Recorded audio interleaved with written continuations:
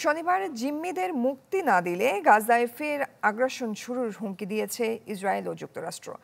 যে কোনো সময় হামলার জন্য আইডিএফ সেনাদের প্রস্তুত থাকতে বলেছেন ইসরায়েলের প্রধানমন্ত্রী নেতানিয়াহু। দুপক্ষকে যুদ্ধবিরতির শর্ত মানার আহ্বান জাতিসংঘের।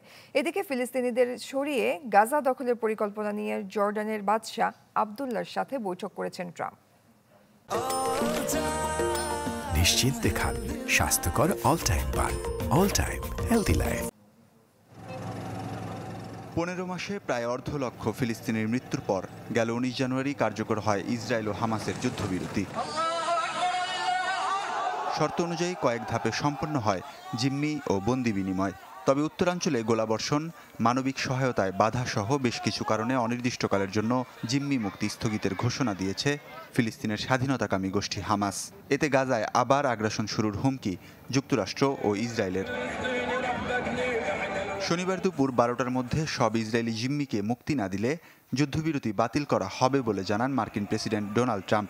একই সুর ইসরায়েলের প্রধানমন্ত্রী নেতানিয়াহুর। যে কোনো সময় যুদ্ধের জন্য প্রস্তুত থাকার নির্দেশ দিয়েছেন আইডিএফ সেনাদের।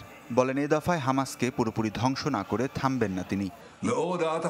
4 ঘন্টা মন্ত্রিসভায় বৈঠকের পর আমরা সিদ্ধান্তে পৌঁছেছি। শনিবার দুপুরে জিম্মি ফেরত না পেলে আমরা ভয়াবহ হামলা চালাবো। সে লক্ষ্যে উপত্যকার ভেতরে এবং চারপাশে সতর্ক থাকতে বলা হয়েছে সেনাদের। জিম্মি মুক্তি নিয়ে ট্রাম্পের সিদ্ধান্তকে আমরা সমর্থন করি। যদিও যুদ্ধবিরতির এই জটিলতার জন্য বরাবরই ইসরায়েলকে দুষছে হামাস। চুক্তির শর্তকে সম্মান না দেখানো হলে আর কোনো জিম্মিকে ফেরত না দেওয়ার কঠোর অবস্থানে স্বাধীনতাকামী গোষ্ঠীটি। তবে দুপক্ষকে যুদ্ধবিরতির শর্ত মানার আহ্বান জানিয়েছে জাতিসংঘ। এদিকে ফিলিস্তিনিদের সরিয়ে গাজার দখল নিতে মধ্যপ্রাচ্য প্রতিনিধিদের সাথে বৈঠকের পরিকল্পনা নিয়ে এগোচ্ছেন ডোনাল্ড ট্রাম্প।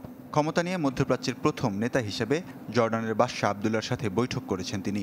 এর আগে শরণার্থীদের আশ্রয়ে রাজি না হলে দেশটির জন্য তহবিল বন্ধের হুঁশিয়ারি দেন মার্কিন প্রেসিডেন্ট। গাজার ফিলিস্তিনিদের আশ্রয়ের বিষয়ে এখনও কোনো সিদ্ধান্ত জানায়নি জর্ডান। তবে উপত্যকার 2000 অসুস্থ শিশুকে চিকিৎসার জন্য নিয়ে আসার পরিকল্পনার কথা জানান বাদশাহ আবদুল্লাহ।